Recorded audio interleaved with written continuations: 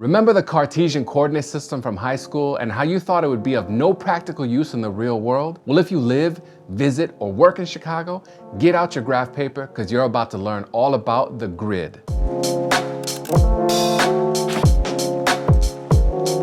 What's good, YouTube? It's Louis Gusto. Welcome back to my channel. In this video, we'll be talking about 10 things you need to know about Chicago's grid system. Understanding the grid is crucial whether you're living in Chicago or just visiting, and whether you walk, bike, drive, skateboard, or ride around the city. Before we get into all the details, let's rewind a bit.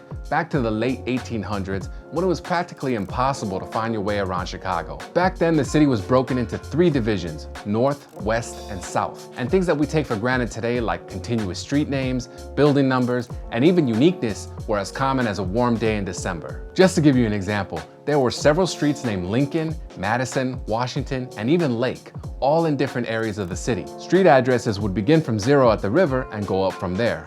One problem though, none of the 3 branches of the Chicago River are straight, so there was inconsistency in numbers as you traveled across the city. Things became even further complicated as Chicago began to annex smaller cities around it. Areas that became Hyde Park, Lake View, and Lincoln Square each had their own street naming and numbering system. To help illustrate this, here's a quote from the Standard Guide to Chicago from 1891. Street nomenclature in Chicago is likely to confuse the visitor. It is not clear even to old residents. There's an entire absence of system in the naming of streets, and where a system has been attempted, it has only served to increase the confusion. In response to all this chaos, in 1901, a man named Edward P. Brennan wrote a letter to the city suggesting that Chicago convert to a grid system with the 0 point being State Street and Madison Street. It would take about 8 years though for the city to actually implement Brennan's plan, with several modifications from his original vision. Later in the video, we'll get into what was left out of Brennan's original plan, but for now, I have a trivia question. In this video, we'll be talking about lots of streets like Roosevelt Road,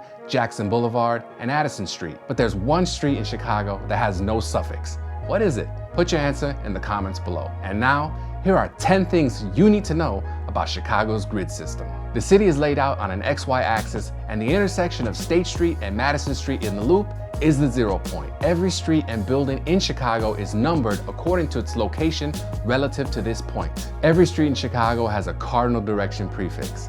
Vertical streets are prefixed with north above Madison and south below Madison. Similarly, horizontal streets are prefixed with east or west, depending on which side of State Street they lie. And now here's our first wrinkle in the grid system. Chicago has numerous diagonal streets, many of which started off as Native American trails. Within the context of the grid, most of these are prefixed and numbered as north-south streets, although there are some exceptions like West Grand Avenue and West Ogden Avenue. Some of the other important diagonal streets are Archer, Lincoln, and Milwaukee Avenue. When it comes to city blocks, there actually is a formal definition. 100 address numbers equals 1 city block, and 8 city blocks equals 1 mile. If you place yourself at State and Madison and walk 1 mile north, you are now at 800 North State Street. Now go back to State and Madison and walk 5 blocks west.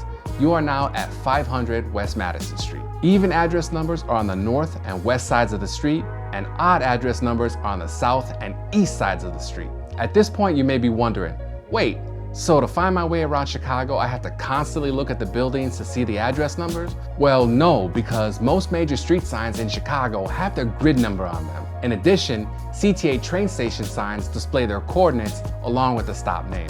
For example, Logan Square is 3200 West and 2600 North. So unlike the rock-solid numbers and prefixes, there's really no uniform pattern when it comes to street naming in Chicago. But there are some systems in place.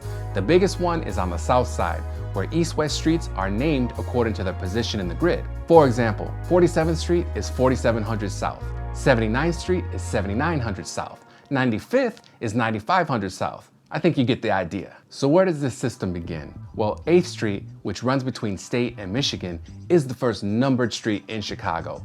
What should be 1st Street, 100 South, is actually Monroe. This brings us to another system.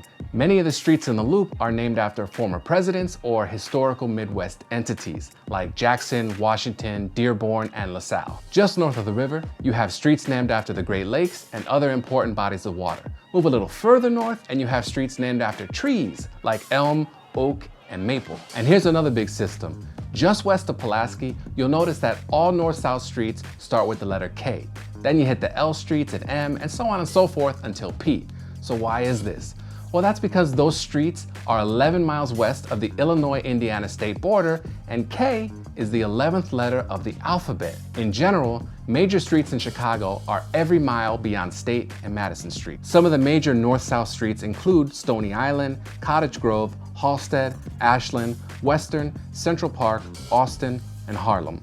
Major east-west streets on the north side include Chicago, North, Fullerton, Belmont, Irving Park, Lawrence, and Howard. Major east-west streets on the south side include Roosevelt, Cermak, 31st, 47th, Garfield, 79th, and 95th. If you ever looked at Chicago on a map, you'll notice that it's not a perfect rectangular shape, which actually would have worked out super well in a grid system. But because of this irregularity, there aren't 100% uniform borders of Chicago. The northern border of Chicago is generally considered Howard Street at 7600 North, but the northernmost street is actually Juneway Terrace at 7800 North. The southernmost street is 138th, which is obviously 13,800 South. Avenue A is the easternmost street at 4100 East, but in general, Lake Michigan is considered the eastern border of Chicago. And as far as the west goes, the westernmost part of Chicago is actually at O'Hare Airport. Of course, in every system, there are gonna be exceptions, and Chicago's grid is no different. Earlier in the video, I talked about how 800 address units equals 1 mile. For the first 3 miles of the south side, however, this isn't the case. Roosevelt Road, which is actually 1 mile south of Madison, should be 800 south, but it's actually 1200 south. After another mile, you have Cermak, which contains 10 city blocks and is 2200 south. And finally, you have 31st Street, which is 3 miles south of Madison. According to the grid, that actually should be 24th Street. But don't worry, after 31st Street, things get back to normal. Another exception is a neighborhood like Old Town, which has streets that predate the Chicago fire and don't really fit into the rest of the grid pattern. Just look at a map and you'll see what I'm talking about. And as always, I have a bonus for you guys. Many of Chicago's suburbs also follow the grid pattern. Suburbs like Niles, Rosemont, and Skokie. Alright, so what wasn't implemented from Mr. Brennan's original grid plan? Well, in addition to the prefixes and the numbers, he wanted street suffixes to be consistent. For example, all north-south streets would have been avenues, all east-west streets would have been streets, all northwest diagonals would have been roads, and all southwest diagonals would have been ways. This would have resulted in names like Fullerton Street, Milwaukee Road, Halsted Avenue, and Ogden Way, which don't really sound right to us. But that's okay, because not even Daniel Burnham's plan of Chicago was fully implemented. And now here's the answer to the trivia question. Broadway is the only street in Chicago without a suffix. Did you get it right? So why is it so important to learn about the grid system when you have maps, GPS systems, and rideshare drivers that'll take you wherever you want to go without a second thought? Well, it should be obvious. Phone batteries die, GPS systems go down, and rideshare drivers can certainly get lost. When you're walking or riding a bike around the city, you don't want to constantly be having to look at your phone for a variety of reasons. Knowing the ins and outs of the Chicago grid puts you more in touch with your surroundings. Plus, there's a certain harmony to the way our streets are named and numbered. In the comments, let me know your favorite fact about Chicago's streets.